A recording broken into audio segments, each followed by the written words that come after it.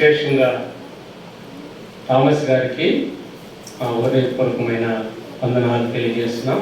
ఆయన పట్ల ప్రభు చేసిన గొప్ప కార్యాన్ని బట్టి ప్రభువును స్తుతిస్తున్నాం. ఒక మాట దైవ గ్రంథంలో ఒక మాట చూసుకున్నాం. వాక్యం చెప్పడం కాదు, నేను ఒక లేఖనాన్ని చూపిస్తున్నాను.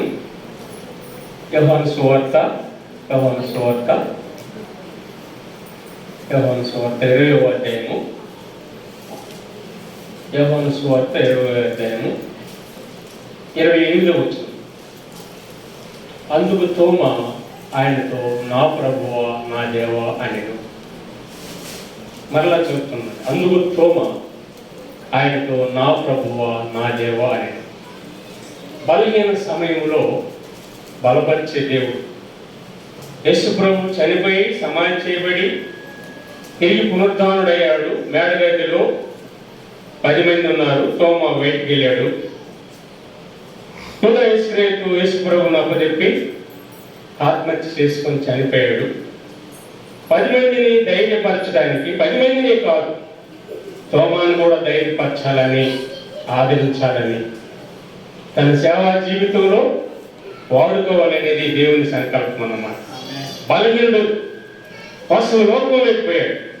బయట ఇక్కడ చూస్తే చూడండి, చూపిస్తాను. 24. యేసు వచ్చినప్పుడు 12 మందిలో ఒకడైన దిదుమా అనబడిన తోమ వారితో లేకపోయాను.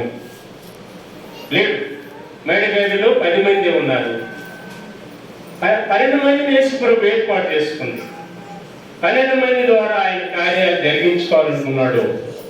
కానీ తోమ బలహీనుడై లోకంలో పోతే వదిలిపెట్టలేదు ప్రభు. కింద చూడండి, ఆ 26వ వచనం మనం చదువుకున్నాం. ఆ ఆదివారం కూడా ఆయన వచ్చాడు. చివరికి 28వ వచనంలో, అందుకు తోమ ఆయనతో, నా ప్రభువా నా దేవా అని. బలహీనుని బలపరిచేవాడు, విడిచిపెట్టేవాడు కాదు. నీవు నేను పడిపోయినప్పుడు, జారిపోయినప్పుడు, దూరమైనప్పుడు విడిచిపెట్టేవాడు కాదు. బలహీన సమయంలో బలపరిచి. వాస్తవంగా తోమ ఎక్కడున్నాడు? లోకంలో ఉన్నాడు. లోకంలో ఉన్నవాడిని పరలోకానికి వారసుని చేశాడు. లోకంలో ఉన్న తన్ని ఏం చేశాడు? పాపంలో ఉన్న తన్ని పరిశుద్ధిని చేశాడు. ఆయన పరిచర్యలో వాడుకోవాలని ఆశపడ్డాడు. అందుకనే ఇక్కడ నా ప్రభువా, నా ప్రభువా నా దేవా 2 మాటలు మాట్లాడుతున్నాడు.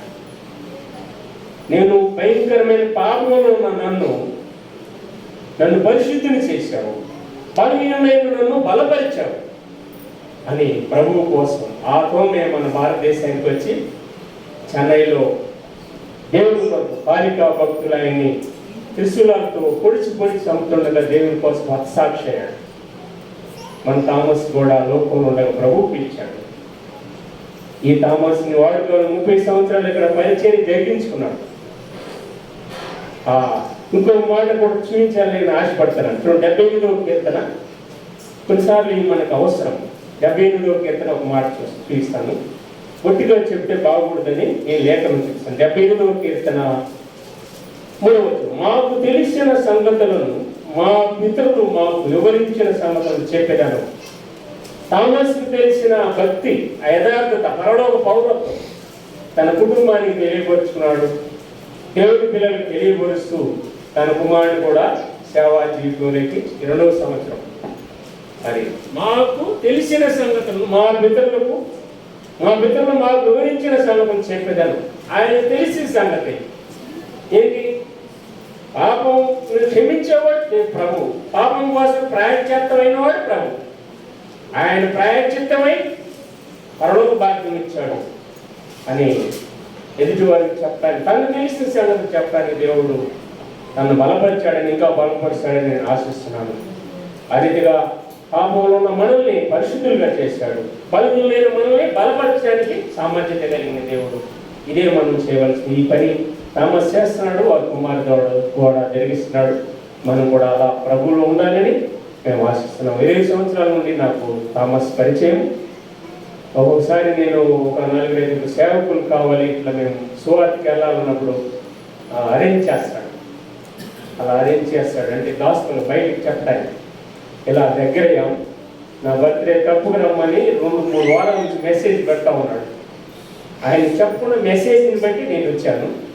మంచిది, మనం అందరం ఒకరికొకరు బలపరుచుకోవాలి, ఒకరికొకరు ఆదరించుకోవాలి, ఒకరికొకరు దేవుని కొరకు పురుగొట్టుకోవాలి.